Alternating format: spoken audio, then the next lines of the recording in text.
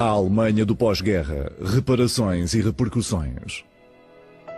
A Segunda Guerra Mundial tinha terminado. O governo e as forças armadas alemãs tinham-se rendido incondicionalmente. Os vencedores eram os Estados Unidos, a União Soviética e a Grã-Bretanha. E a Alemanha estava sob a ocupação destas três potências. Para ocupadores e ocupados seria o primeiro ano do pós-guerra, num país destruído. Não conseguíamos passar. Onde eram as ruas, agora havia entulho. Mas a vida começava de novo, entre as ruínas das cidades bombardeadas e destruídas.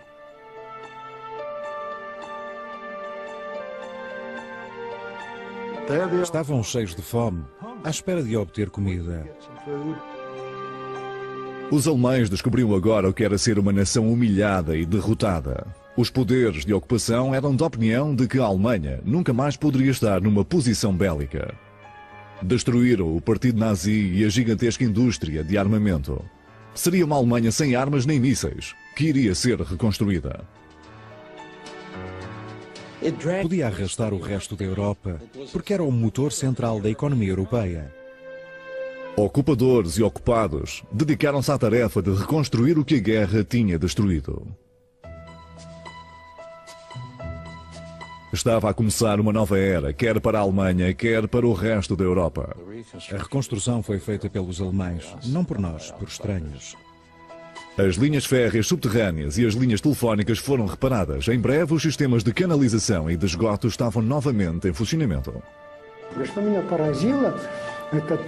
O que me surpreendeu foi que apenas 2 meses após o final da guerra, a vida na cidade tinha voltado ao normal, se é que podemos chamar-lhe normal.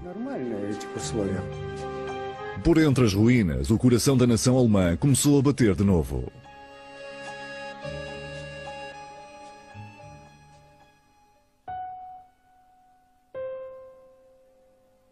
Os bombardeiros americanos tinham arrasado a cidade de Ulm, na margem do Danúbio. O centro tinha desaparecido.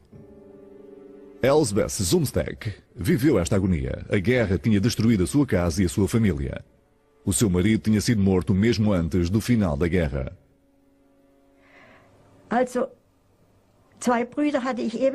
Também perdi 2 irmãos. Sabíamos que um deles tinha morrido num submarino. Não tivemos notícias do outro e muitos anos mais tarde tivemos de declará-lo morto. Nesse terrível período comecei a pensar em como podia ganhar a vida.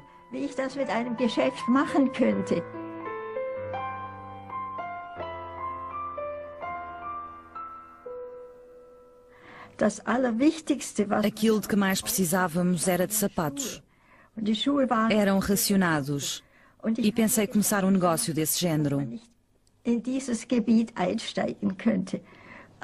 Mas não valia a pena. Não havia materiais nem artesãos. Em Ulm não havia couro nem borracha. Mas antes da guerra, numas férias nos Balcãs, Elsbeth Zumsteck tinha visto sapatos feitos de casca de milho.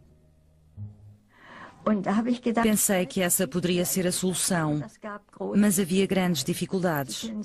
Como calculam, o problema principal era obter os materiais. Não havia milho em Ulm.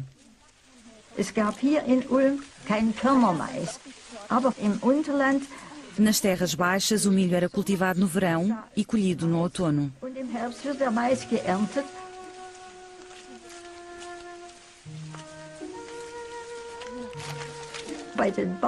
Perguntei aos agricultores se podia apanhar as folhas do milho. Eles responderam que sim, e que também podia ajudar a desfolhar as espigas.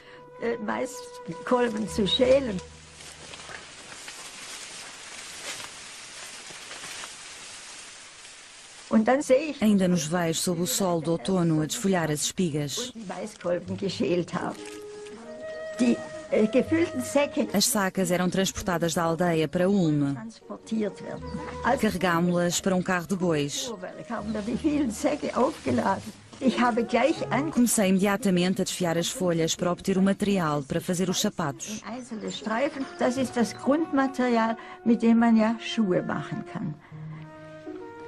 Mas havia um longo caminho antes de fazer os sapatos. As mulheres cortavam pneus velhos de bicicleta para fazer as solas dos sapatos de palha. Obtinham cordéis resistentes através da troca de produtos. Fizemos um par de sapatos muito simples e a notícia espalhou-se. Talvez pudessem obter ali sapatos.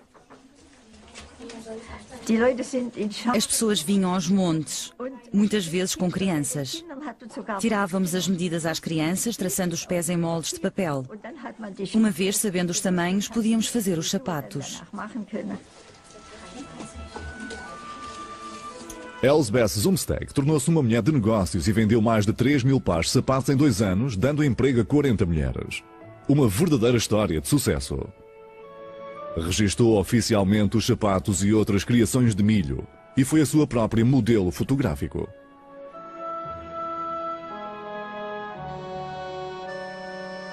Cada vez gostava mais do negócio. Via-o como um desafio. Era divertido e recompensador. Era exigente e mantinha-me ocupada. Era uma distração da miséria que nos rodeava. Reconstrução em Ulm, tal como por toda a Alemanha. A indústria não tinha sido muito afetada pelos bombardeamentos. Apenas 20% das empresas e fábricas estavam inutilizadas. Mas pontes, linhas e estações de comboios estavam destruídas e precisavam de ser reconstruídos. Berlin bekommt nach und nach wieder den Anschluss an die Welt. Dieser direkte Zug Berlin-Brest-Litovsk hat Anschluss an den Sibirien-Express. Ist es nicht eine angenehme Vorstellung, von der City von Berlin schnurstracks nach Wladiwostok reisen zu können und nur ein einziges Mal umsteigen zu müssen? O que me surpreendeu foi que, apenas 2 meses após o final da guerra, a vida na cidade tinha voltado ao normal. Se é que podemos chamar-lhe normal.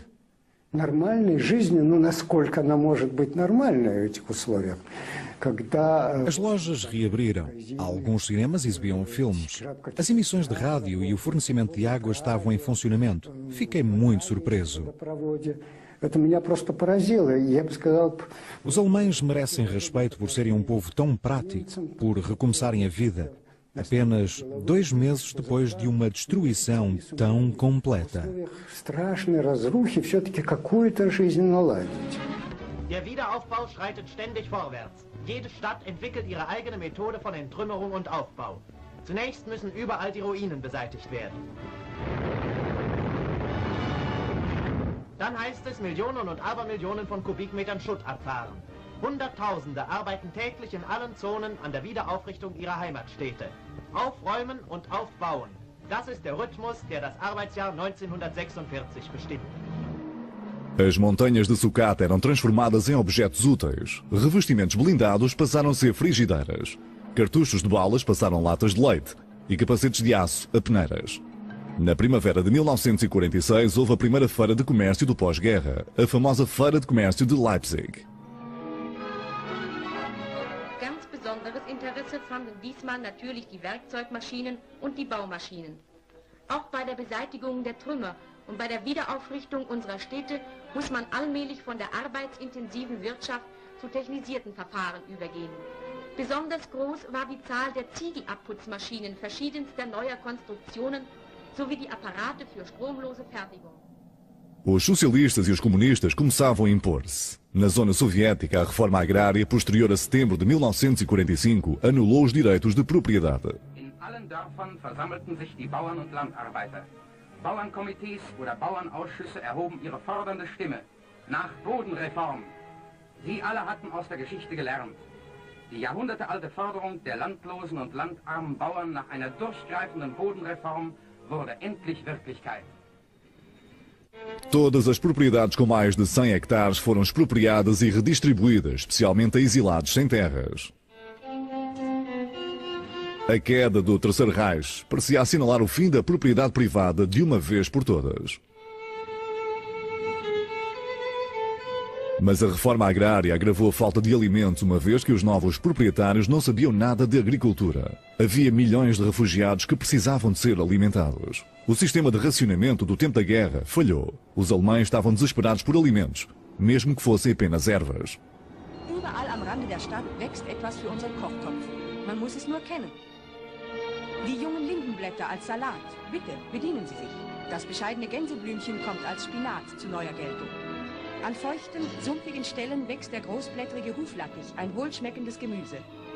Sogar Kratzdistelspinat empfiehlt der Professor. Und jetzt der Clou. Giersch, das ergiebigste Gemüse. Da braucht man... As forças de ocupação tinham melhor sorte. Justement, il y avait beaucoup de gibier puisque les Allemands ne chassaient plus. Havia muita caça porque os alemães não caçavam. Estavam proibidos de usar armas. Tínhamos um pequeno grupo de caça e trazíamos javalis. Tínhamos um cozinheiro que era açougueiro e que fazia pratos deliciosos. As coisas corriam bem, nós comíamos bem. A população civil, por outro lado, passava fome por toda a Europa. As pessoas desesperadas procuravam restos nas latas do lixo das forças de ocupação. Não havia comércio e o dinheiro não tinha valor. Surgiu uma enorme economia secundária, o mercado negro. Meu Deus, pensei eu, o mercado negro é isto? Deve ser. Será que temos de ir lá trocar bens?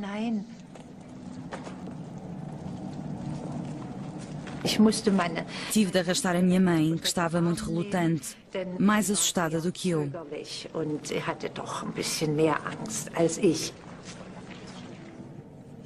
Anne-Marie Gantz, de 16 anos, tinha 3 irmãos mais novos e todos tinham fome. A forte necessidade levou Anne-Marie e a mãe ao mercado negro de Leipzig. Alguém sussurrou: sabão? Outra pessoa: querem café? Depois, um rapazinho com cerca de 12 anos perguntou: precisam de pão? Sim, claro.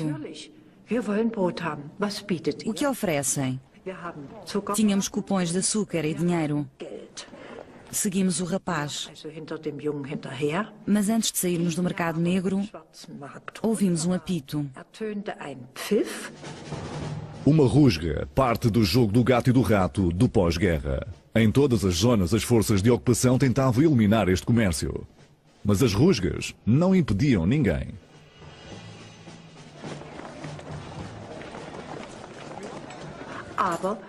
O rapaz tinha desaparecido. O que faríamos? Íamos voltar para trás quando ele apareceu de novo. Bin schon wieder da. Wir, also hinter dem Jungen hinterher. Und dann führte er uns Levou-nos a um pátio. hinein. Also mir wurde Fiquei desconfiada. er zeigt Apontou para o terceiro andar. dort oben wohnen wir. Vivemos ali, disse ele. Deram-lhe o dinheiro e os cupons de açúcar. Meine Mutter Vou buscar o pão à minha mãe, disse ele. wollte geben.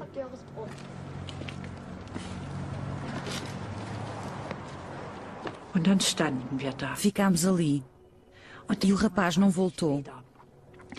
Chamámos várias vezes em voz alta. Hallo. Fez um eco terrível no pátio. Schauerlich in dem Hof. Era assustador. Es war unheimlich. Finalmente fui até à porta. Schließlich bin ich einfach auf diese Haustür zugegangen. Da war ich Fiquei horrorizada. klein Corredor escuro abria para o céu. ins Freie. Keine Não havia escadas, nem apartamento, nada. Wohnung, gar nichts. Und im Para lá do corredor só havia grandes montes de entulho. Ausgang Não havia apartamentos no prédio, apenas a fachada. also gar keine Wohnung in dem Haus. Nur die Fassade stand noch. Meine Mutter tat mir am meisten Senti mais pena da minha mãe, que chorava. weint. Mir blieb Não podia fazer nada senão consolá-la, vor allen Dingen apesar de estar prestes a gritar de raiva por termos sido enganadas. so war, dass ich hätte schreien können vor Wut, dass wir uns haben so dort reinlegen lassen.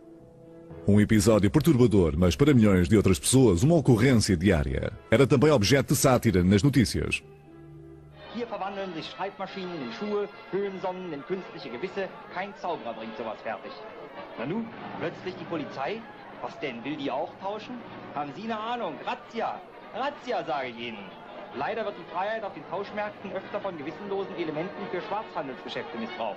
Rücken Sie mal raus mit der guten Lucky Strike. Sehen Sie, die Leidensgenossen warten schon, die den Aufenthalt auf dem Tauschmarkt zunächst mal mit dem auf dem Polizeipräsidium vertauschen. Eram os americanos quem mantinham o mercado negro em funcionamento. Vinham de uma terra de abundância que fornecia tudo o que precisavam: gasolina, máquinas, alimentos.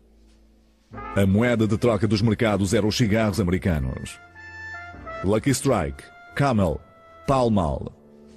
Os americanos vendiam parte dos seus mantimentos aos alemães e aos russos e enriqueciam. Os americanos, como sabemos, são um povo de negócios. O potencial do mercado negro era infindável e eles exploraram-no ao máximo.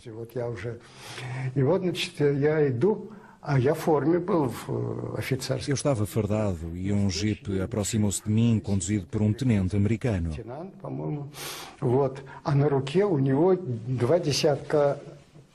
Tinha 20 relógios num braço e tentou vendê-los.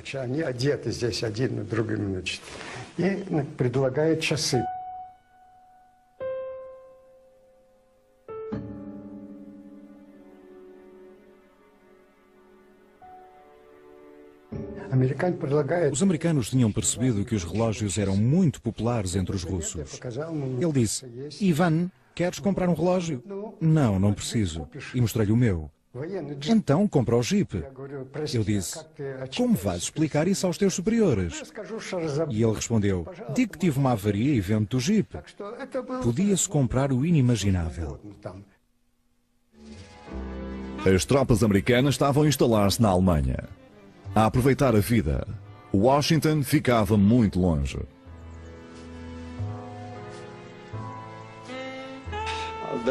Era uma altura invulgar. Era difícil porque não estávamos preparados para aquilo. Partiu-se do princípio, como aconteceu no Iraque, que assim que o exército terminasse, o Departamento de Estado e os diplomatas entrariam em cena. Mas a situação arrastou-se. O exército ficou lá durante 3 anos e tivemos de fazer contas à vida. Por vezes recebíamos instruções dos Estados Unidos, do Departamento de Estado ou do Governo, mas não se adequavam à realidade. Dentro das regras, tínhamos de contorná-las. Foi uma abordagem tipicamente americana e improvisada que nem sempre cumpre as regras.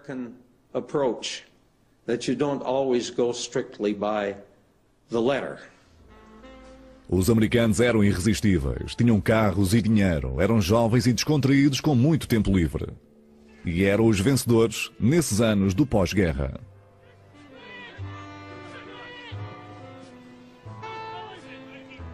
Um deles era Mickey Dorsey, da Carolina do Norte. Mickey era gestor da cantina da sua unidade em Augsburg, perto de Munique. Queria ser piloto da Força Aérea, mas tornou-se artilheiro de tanque. Lidava com o mercado negro, vendendo pistolas alemãs confiscadas e mantimentos do exército. O jovem da Carolina do Norte estava a enriquecer na Alemanha. E as jovens, as Fräuleins, estavam ali. Tenho de ser honesto. Podíamos ir na rua, ver uma rapariga bonita e dizer: tenho chocolate, tenho colãs de nylon. Não era preciso mais nada. Claro que aos 19 anos só pensávamos em raparigas e tínhamos muito chocolate.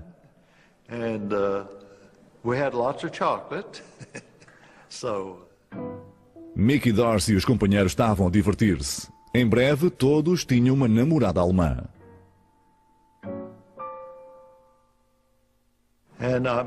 Conheci uma jovem, Maria Geiger, que me levou à sua casa, onde conheci a mãe Geiger e o pai Geiger. Como gestor da cantina, Mickey Dorsey acabou por cuidar de uma nova família. A comida era relativamente escassa na época, por isso levava-lhes café, açúcar e outras coisas, ocasionalmente um pouco de carne. Também matava veados.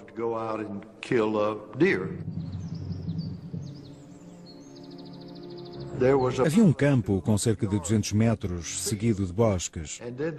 Eu via os veados. Perguntava, não podemos caçá-los?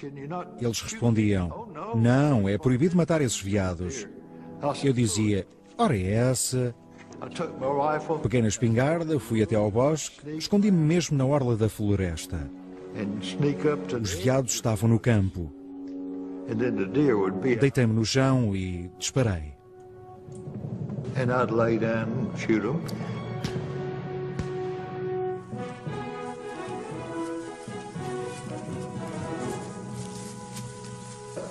Acertei num, que depois limpámos. A bala tinha acertado no coração. Quando o trouxe, tinha a farda cheia de sangue e de lama. Talvez não diga isto bem, mas a mãe Geiger disse, Mickey, estás tão sujo. Dá-me as tuas roupas. Eu tirei as roupas e vesti uma camisa e umas calças do pai Geiger, enquanto ela lavava a minha farda. Mickey Dorsey dava carne à família da namorada e tornou-se o herói da zona. Quando se era amigo de Mickey, não se passava fome. Por vezes havia passeios no carro que o pelotão de Mickey tinha confiscado.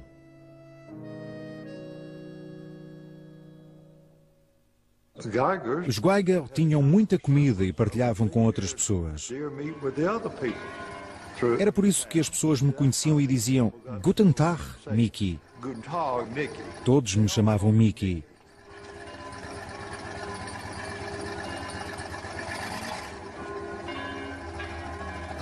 Tornei-me muito famoso nesta pequena comunidade.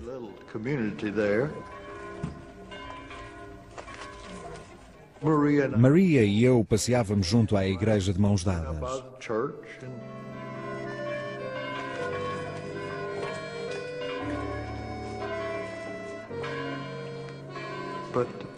Apaixonei-me por aquela família. Eram maravilhosos.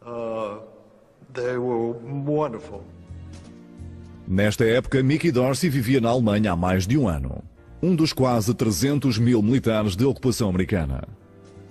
Celebraram o primeiro aniversário da vitória como uma festa de anos.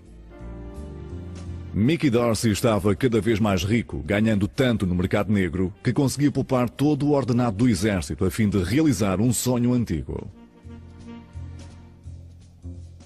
Nessa altura, exceptuando enviar dinheiro para casa, não se pensava em poupar muito.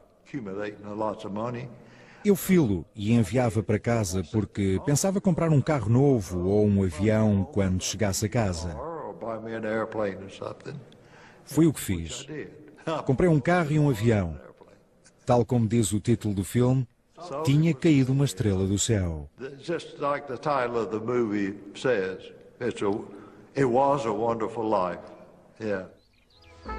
Mas a vida na Alemanha não era para sempre. A repatriação foi organizada segundo um sistema de pontos. No final do verão de 1946, foi a vez de Mickey Dorsey e de centenas de outros camaradas regressarem aos Estados Unidos. Adeus, Alemanha.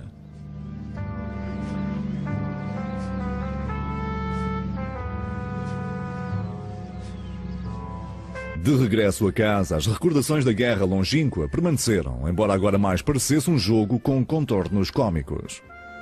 Os americanos tinham trazido consigo muitos troféus.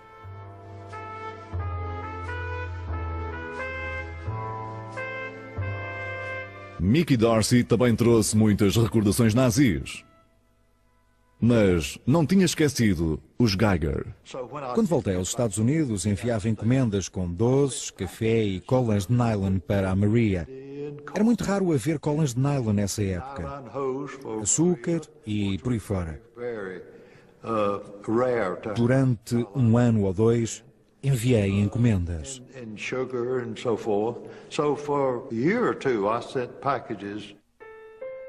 Mickey Dorsey não era o único que enviava encomendas para a Alemanha. Para aliviar as dificuldades do pós-guerra, os americanos montaram uma organização de ajuda privada, CARE.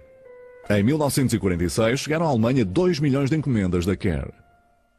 O programa das encomendas da CARE foi um movimento espontâneo que foi organizado pela vontade das pessoas. Como é típico, o cerne da organização foi o povo americano, que não esperou pelo governo. Organizaram-se sozinhos e tomaram a iniciativa depois de ouvirem dizer que as pessoas passavam fome na Europa. Não só para a Alemanha, mas também para a Bélgica, era por todo lado onde fosse necessário.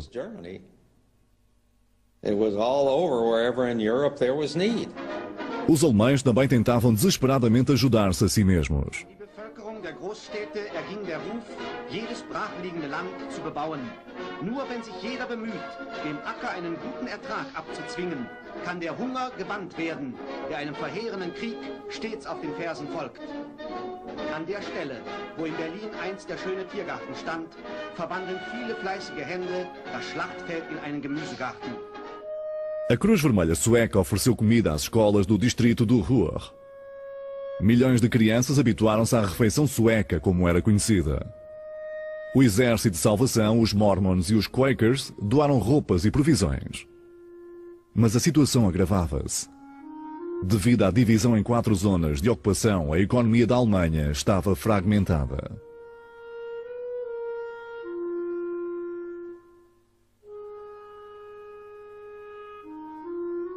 Tínhamos uma Alemanha dividida. Os produtos alimentares e o carvão estavam em zonas diferentes. Iríamos tratar a Alemanha como um país unificado? Era o que os soviéticos queriam. Porque achavam que os americanos iam cansar-se e voltar para casa e poderiam ficar com o país para si. Os poderes de ocupação tinham acordado tratar a Alemanha como uma entidade económica única, mas o comércio e a troca de bens entre as zonas eram praticamente inexistentes. Os russos e os americanos ocupavam vastas áreas de agricultura. Os britânicos estavam no distrito de Ruhr. But the one thing on which all reconstruction depends is coal. Without coal, there can be no power and no transport. In Essen, our coal control has taken over the Krupp family mansion as its headquarters. And from here, we organize the output and distribution from the whole Ruhr coal fields.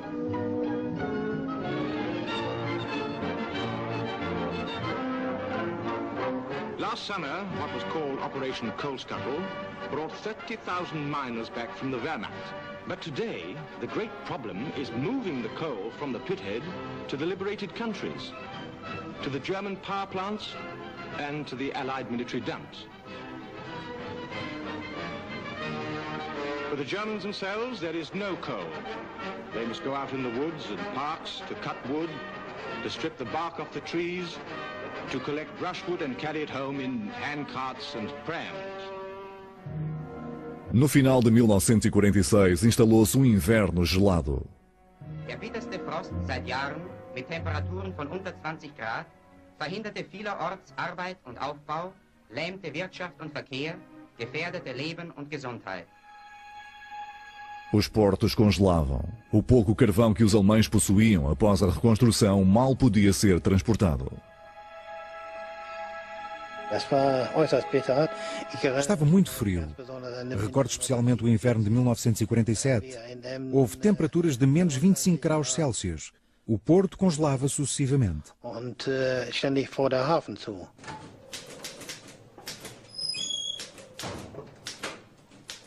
Não havia carvão nem roupas quentes.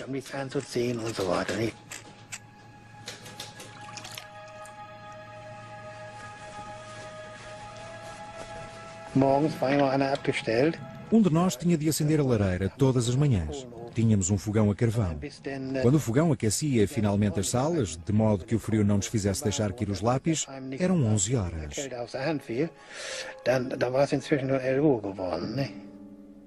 No seu gabinete gelado, o aprendiz comercial Hans Schmidt preenchia documentos para o transporte de carvão. O porto de Emden era uma zona de acesso restrito. Ninguém podia entrar sem um passe britânico. Hans Schmidt estava contente por ter um emprego na Comissão de Controlo de Carvão do norte da Alemanha. Eu fazia parte da empresa, um agente do governo militar britânico. O carvão era transportado do porto de Emden para a Grã-Bretanha e a Escandinávia. O carvão chegava pelo canal de Dortmund-Ems e era colocado nos cargueiros. Só em 1946 foram transportados 2 milhões de toneladas, demasiado para os poucos estivadores disponíveis.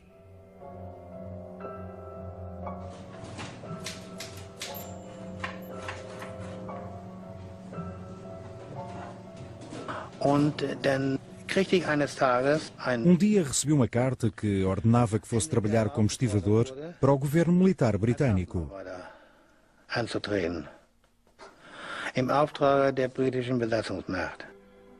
O aprendiz comercial Schmidt teve de trabalhar no cargueiro, distribuindo e nivelando o carvão. Cheguei ao porto e entrei a bordo. Tinha havido um grande carregamento de carvão e eu tinha de nivelá-lo.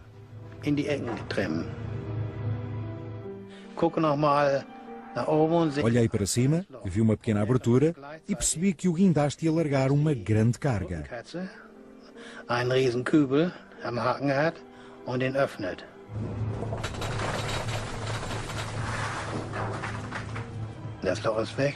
Da abertura chovia carvão, não havia luz, não se via nada porque estava muito escuro.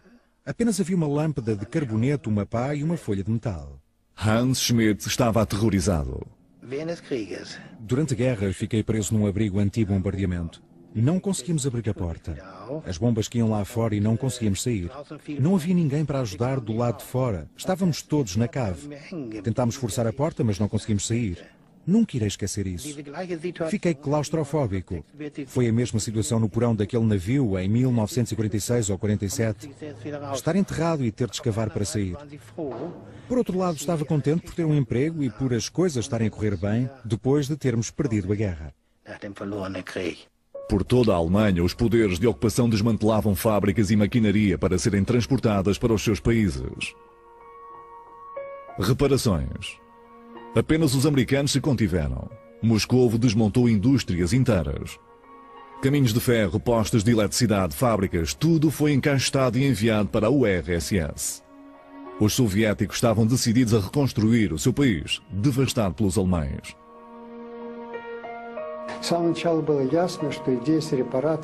Fomos claros desde o início. Desmontar as fábricas existentes era uma estupidez. Foi o que dissemos nos relatórios para Moscovo, mas fomos repreendidos. As pessoas inteligentes, incluindo os alemães que trabalhavam connosco, disseram: por que estão a fazer isto? Estão a levar um monte de sucata para casa. Mas Moscovo estava decidida. Não sei quem foi diretamente responsável, mas a política manteve-se.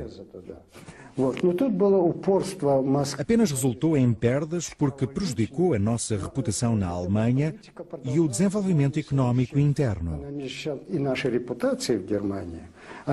Foi o alicerce do nosso atraso tecnológico de pelo menos 20 anos. Milhares de tornos mecânicos de máquinas e de geradores desapareceram algures na União Soviética, onde foram abandonados porque quase ninguém sabia montá-los novamente.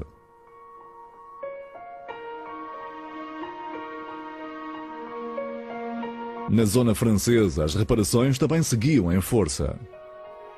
A plus forte concentração de fábricas de chaussures d'Europe est en zone française. En attendant d'arriver à l'ancien rythme de production, soit 2,5 millions de paires, elle envoie mensuellement en France 300 000 paires.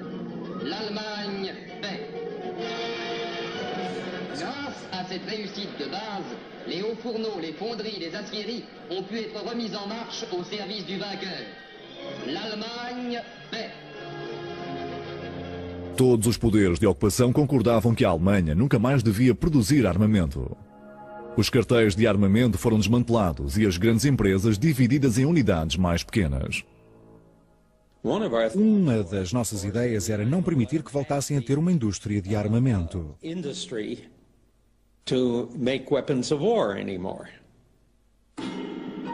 No centro da Alemanha, os vencedores descobriram fábricas secretas de mísseis, onde tinham sido montadas as infames armas V1 e V2. Os americanos apoderaram-se do programa de mísseis de Hitler e das mentes brilhantes que desenvolviam a tecnologia. Mais tarde, essa tecnologia seria a base do programa espacial americano. A tecnologia dos submarinos alemães interessava a Real Marinha Britânica. Mas os alemães tinham armadilhado os submarinos abandonados. Um legado mortífero. Estava escuro, mas era uma noite de luar. Não havia eletricidade. A única luz era a da lua. Harry Henshaw tinha 18 anos e estava de sentinela na fábrica de submarinos de Kiel, com medo das represálias dos alemães. O sargento levou-me ao escritório e disse: fica aí e não saias deste gabinete até alguém vir substituir-te. Eu estava um pouco nervoso porque não sabia o que iria acontecer. Dei a volta e sentei-me à secretária. Um relógio começou a trabalhar. É uma sensação horrível. Não sabemos o que vai acontecer. Será o nosso fim? Será que vai explodir? Pensei logo que era uma armadilha. Isto vai explodir. Não havia sítio para me esconder a não ser debaixo da secretária. À espera da explosão. Estava a tremer. Eventualmente, ao fim de cerca de 20 minutos, o relógio voltou a parar. Levantei-me, fui até à secretária e sentei-me.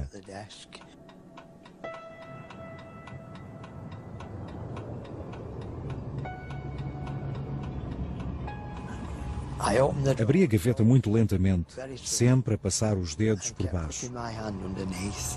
Mas não sentia fios. A gaveta abriu toda. Não havia fios. Lá dentro estava um pequeno relógio despertador.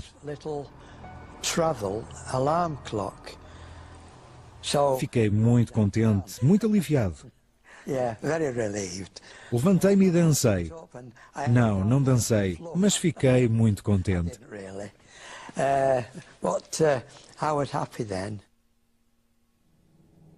As forças britânicas confiscaram os dados técnicos e destruíram os estaleiros de submarinos em Kiel e Bremerhaven.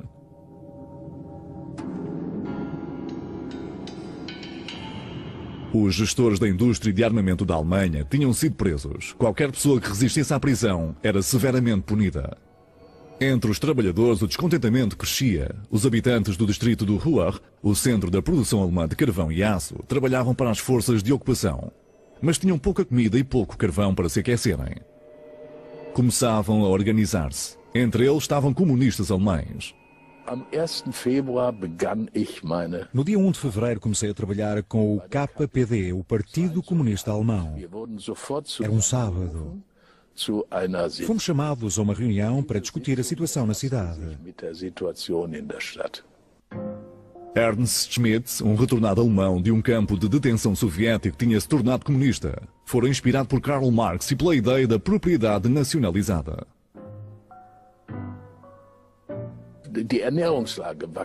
A situação alimentar era insustentável. Os mineiros obtinham um pouco mais, mas as mulheres, entre outros, não recebiam nada. Os líderes do KPD de Essen disseram: temos de tomar uma posição. Vamos dizer aos grupos de trabalho para se reunirem em frente à Câmara Municipal na segunda-feira às 11 da manhã para uma manifestação. Disseram para avisar o grupo de trabalho Bonafásios, o que fiz. Und ich hatte den Auftrag, zur Betriebsgruppe Bonifatius zu gehen. Und ich habe das auch gemacht. Und ich gehe in den Speisesaal. Entrei na cantina e os meus colegas estavam lá a olhar para mim.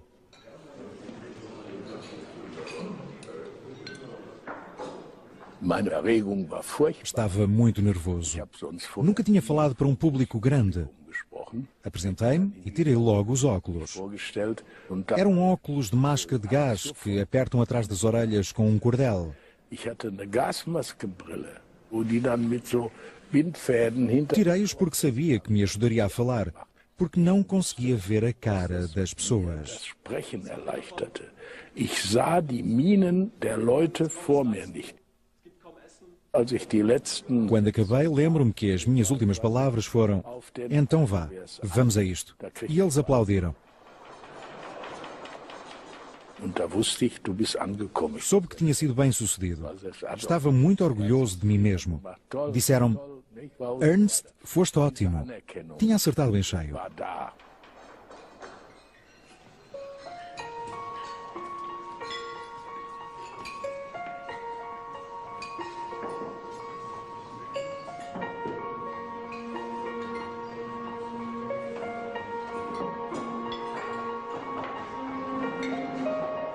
Ernst Schmidt discursou em reuniões sucessivas durante esse fim de semana. Encarava a situação como uma prova e estava decidido a mobilizar muitos manifestantes. A manifestação foi um sucesso.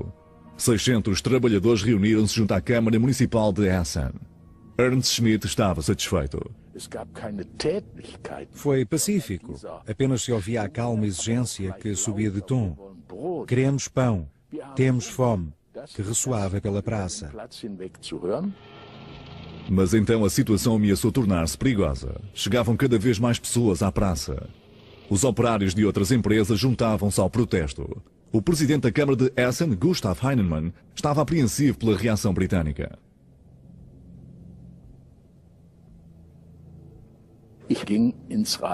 Entrei na Câmara, no gabinete do presidente Heinemann. Ainda o vejo sentado à secretária. Und auf einmal geht das Telefon. 11 Uhr war die Kundgebung. A manifestação começou às 11 horas. Ao meio-dia e meia, os trabalhadores da Krupp pousaram as ferramentas, todos eles. Marcharam para a Câmara. Meu Deus, não podia ser verdade. Estávamos a tentar deliberar o que fazer.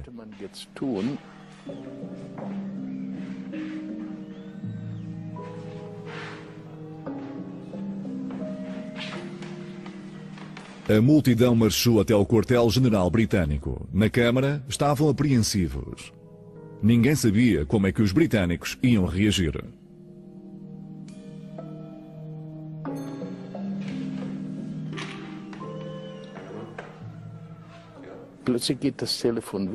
De repente, o telefone tocou.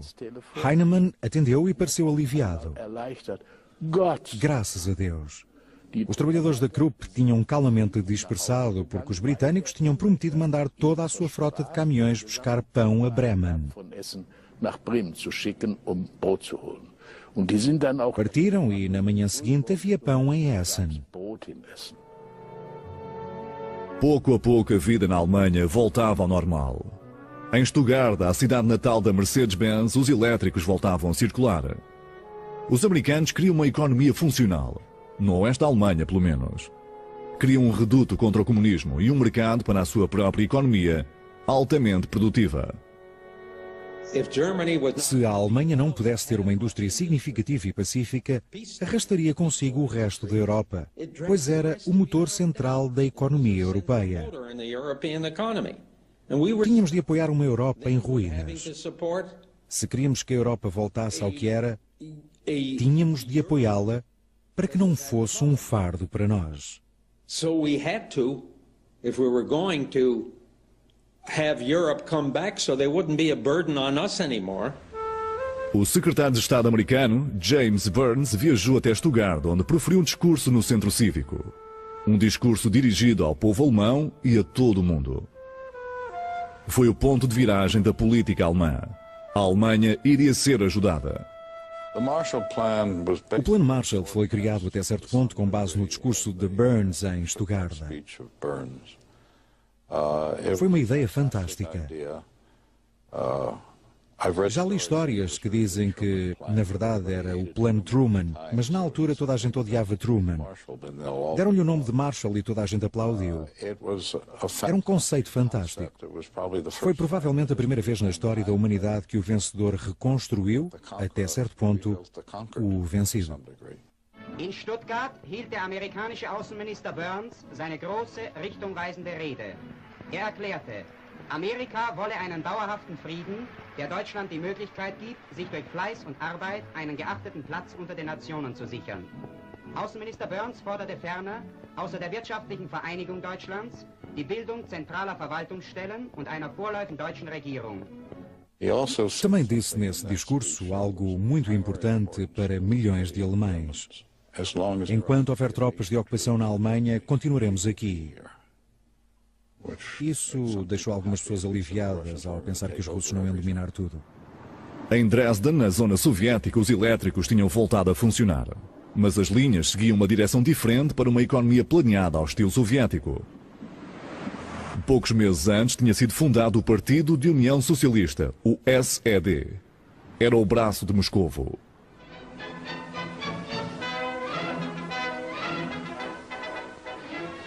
Du Vati, das Wahlergebnis in Sachsen ist raus. Donnerwetter, absolute Mehrheit der SED? Na, das war ja auch nicht anders zu erwarten.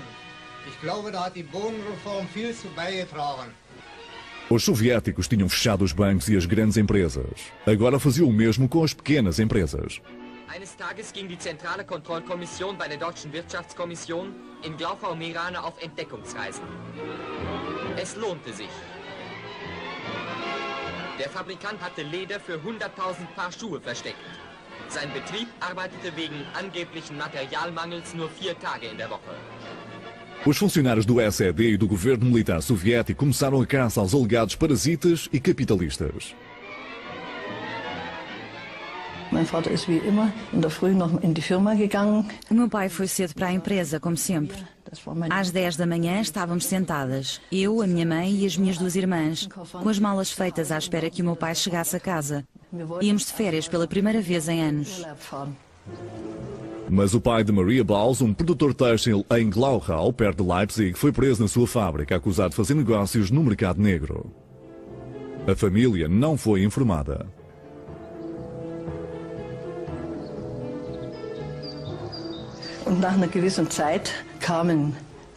Ao fim de um tempo, os clientes que estavam na empresa e sabiam o que se tinha passado, vieram avisar-nos. Disseram que o meu pai tinha sido preso. Durante esta purga, em Glauchau, 30 proprietários de empresas têxteis foram detidos, interrogados e presos.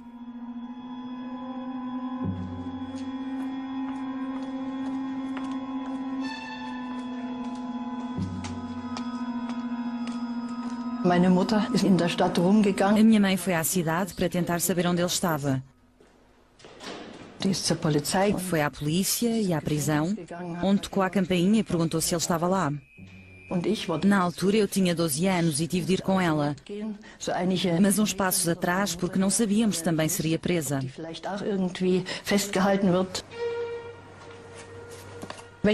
Se não voltasse, eu saberia onde ela estava.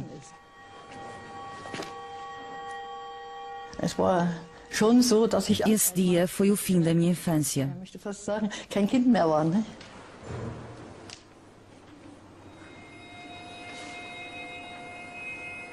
Foi o primeiro grande julgamento na zona soviética.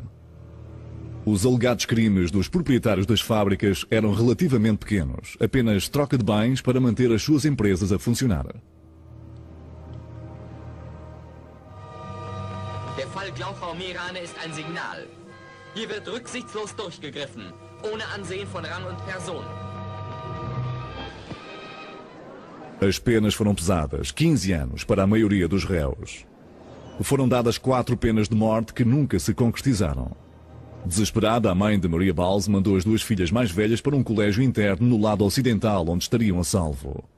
Mas primeiro foram a um fotógrafo tirar uma fotografia de despedida para o pai. Foi um presente de Natal. Que mais poderíamos dar-lhe? A minha mãe, eu e as minhas irmãs fomos tirar a fotografia, para que de alguma forma ele tivesse a família consigo.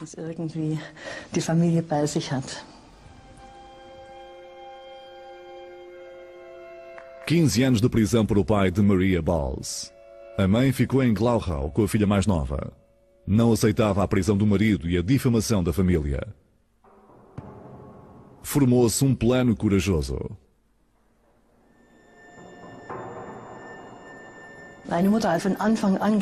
Desde o início, a minha mãe disse que a única solução era a fuga.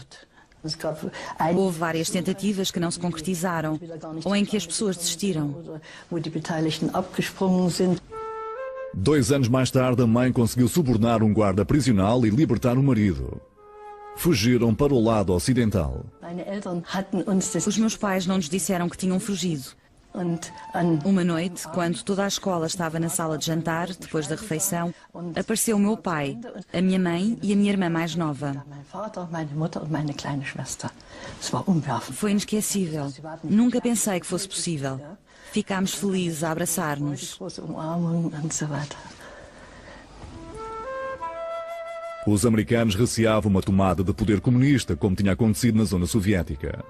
Então decidiram financiar toda a Europa Ocidental. Ajuda para a reconstrução. O Plano Marshall.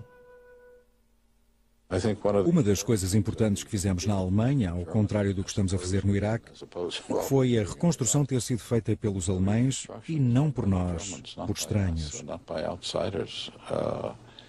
Ao contrário do Iraque, onde estão a trazer empresas americanas, mas isso é outra história. Este era um assunto alemão, um problema alemão. Os americanos também ofereceram os fundos do Plano Marshall à Europa de Leste, mas os soviéticos recusaram. Assim, o maior programa de ajuda económica da história apenas operou na zona ocidental.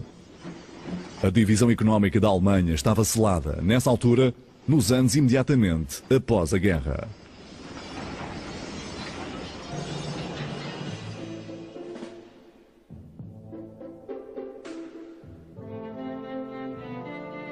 Tradução e locução. Dialetos.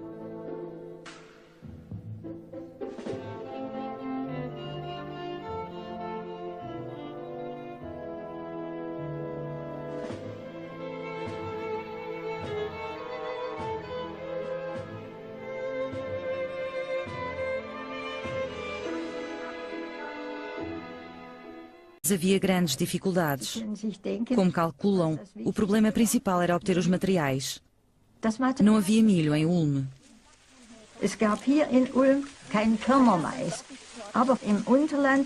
Nas terras baixas, o milho era cultivado no verão e colhido no outono.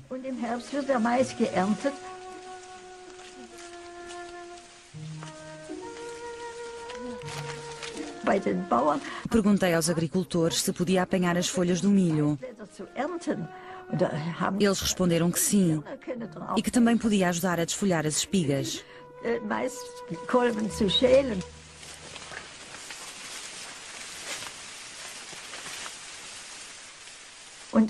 Ainda nos vejo sob o sol do outono a desfolhar as espigas.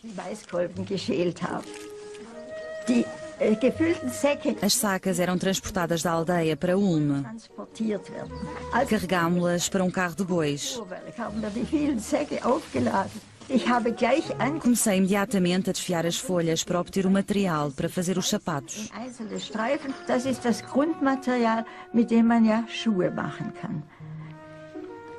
Mas havia um longo caminho antes de fazer os sapatos. As mulheres cortavam pneus velhos de bicicleta para fazer as solas dos sapatos de palha. Obtinham cordéis resistentes através da troca de produtos. Fizemos um par de sapatos muito simples e a notícia espalhou-se. Talvez pudessem obter ali sapatos. As pessoas vinham aos montes, muitas vezes com crianças. Tirávamos as medidas às crianças, traçando os pés em moldes de papel. Uma vez sabendo os tamanhos, podíamos fazer os sapatos. Elsbeth Zumsteg tornou-se uma mulher de negócios e vendeu mais de 3.000 pares de sapatos em 2 anos, dando emprego a 40 mulheres. Uma verdadeira história de sucesso. Registou oficialmente os sapatos e outras criações de milho e foi a sua própria modelo fotográfico.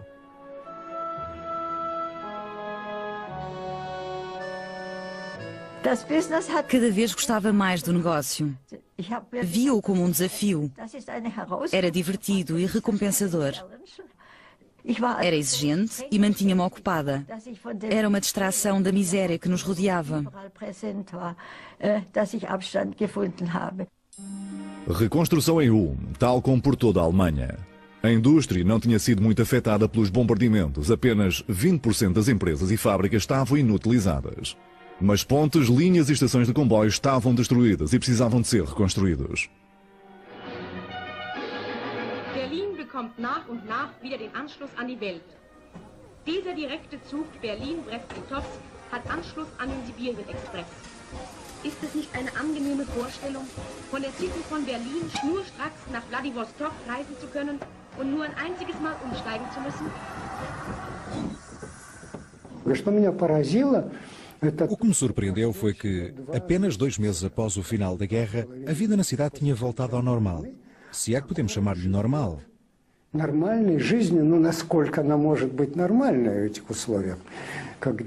As lojas reabriram, alguns cinemas exibiam filmes, as emissões de rádio e o fornecimento de água estavam em funcionamento. Fiquei muito surpreso. Os alemães merecem respeito por serem um povo tão prático, por recomeçarem a vida, apenas 2 meses depois de uma destruição tão completa. Der Wiederaufbau schreitet ständig vorwärts. Jede Stadt entwickelt ihre eigene Methode von Entrümmerung und Aufbau. Zunächst müssen überall die Ruinen beseitigt werden. Dann heißt es Millionen und Abermillionen von Kubikmetern Schutt abfahren. Hunderttausende arbeiten täglich in allen Zonen an der Wiederaufrichtung ihrer Heimatstädte. Aufräumen und aufbauen. Das ist der Rhythmus, der das Arbeitsjahr 1946 bestimmt. As montanhas de sucata eram transformadas em objetos úteis. Revestimentos blindados passaram a ser frigideiras. Cartuchos de balas passaram latas de leite. E capacetes de aço a peneiras. Na primavera de 1946 houve a primeira feira de comércio do pós-guerra, a famosa Feira de Comércio de Leipzig. Ganz besonderes Interesse fanden diesmal natürlich die Werkzeugmaschinen und die Baumaschinen. Auch bei der Beseitigung der Trümmer und bei der Wiederaufrichtung unserer Städte muss man allmählich von der arbeitsintensiven Wirtschaft zu technisierten Verfahren übergehen. Besonders groß war die Zahl der Ziegelabputzmaschinen verschiedenster neuer Konstruktionen sowie die Apparate für stromlose Fertigung. Os socialistas e os comunistas começavam a impor-se. Na zona soviética, a reforma agrária posterior a setembro de 1945 anulou os direitos de propriedade. In allen Dörfern versammelten sich die Bauern und Landarbeiter. Bauernkomitees oder Bauernausschüsse erhoben ihre fordernde Stimme nach Bodenreform. Sie alle hatten aus der Geschichte gelernt. Die jahrhundertealte Forderung der landlosen und landarmen Bauern nach einer durchgreifenden Bodenreform wurde endlich Wirklichkeit. Todas as propriedades com mais de 100 hectares foram expropriadas e redistribuídas, especialmente a exilados sem terras. A queda do Terceiro Reich parecia assinalar o fim da propriedade privada de uma vez por todas.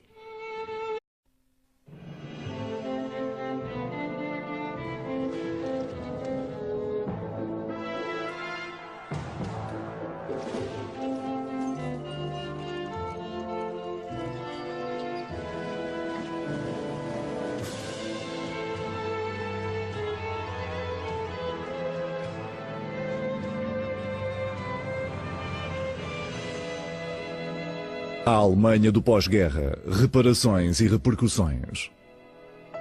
A Segunda Guerra Mundial tinha terminado. O governo e as forças armadas alemãs tinham-se rendido incondicionalmente. Os vencedores eram os Estados Unidos, a União Soviética e a Grã-Bretanha. E a Alemanha estava sob a ocupação destas 3 potências. Para ocupadores e ocupados seria o primeiro ano do pós-guerra, num país destruído. Não conseguíamos passar. Onde eram as ruas, agora havia entulho. Mas a vida começava de novo, entre as ruínas das cidades bombardeadas e destruídas.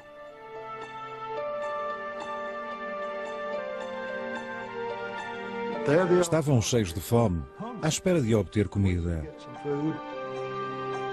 Os alemães descobriam agora o que era ser uma nação humilhada e derrotada. Os poderes de ocupação eram da opinião de que a Alemanha nunca mais poderia estar numa posição bélica. Destruíram o partido nazi e a gigantesca indústria de armamento.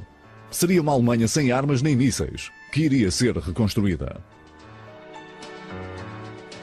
Podia arrastar o resto da Europa, porque era o motor central da economia europeia. Ocupadores e ocupados dedicaram-se à tarefa de reconstruir o que a guerra tinha destruído.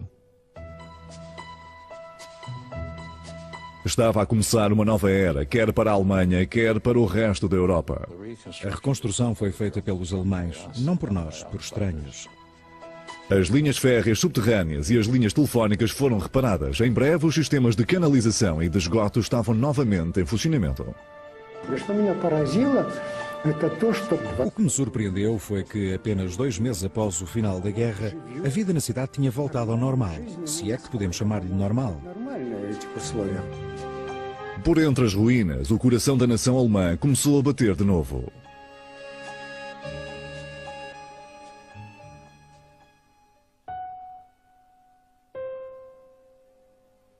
Os bombardeiros americanos tinham arrasado a cidade de Ulm, na margem do Danúbio. O centro tinha desaparecido.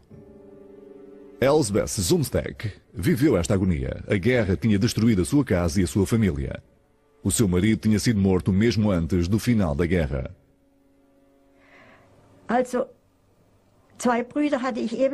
Também perdi 2 irmãos. Sabíamos que um deles tinha morrido num submarino. Não tivemos notícias do outro e muitos anos mais tarde tivemos de declará-lo morto. Nesse terrível período comecei a pensar em como podia ganhar a vida.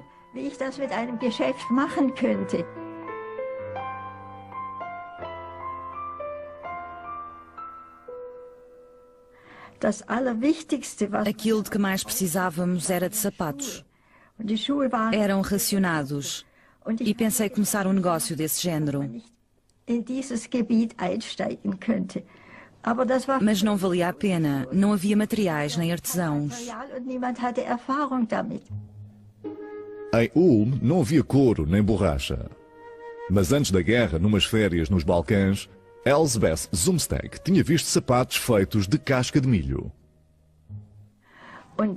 Pensei que essa poderia ser a solução, mas